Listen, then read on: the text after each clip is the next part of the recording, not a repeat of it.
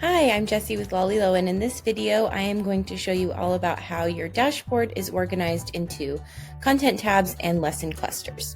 So in your teacher dashboard, one of the main ways that you can navigate through all of this data is by looking at the different content tabs.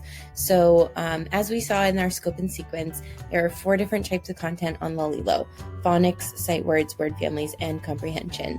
So each of these different tabs corresponds to those different lessons that you find in the scope and sequence. Keep in mind that the sight words, word families, and comprehension tabs are a premium feature.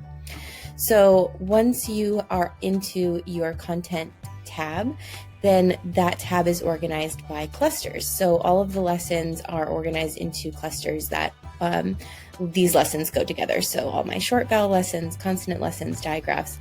You can navigate this bar by using these sideways arrows. So the tab will contain all of the lessons for that content area, and you can just scroll all the way through until you find wherever your students are working. So you can see my students working in long vowels and ending blends, and all of these lessons go together in that cluster.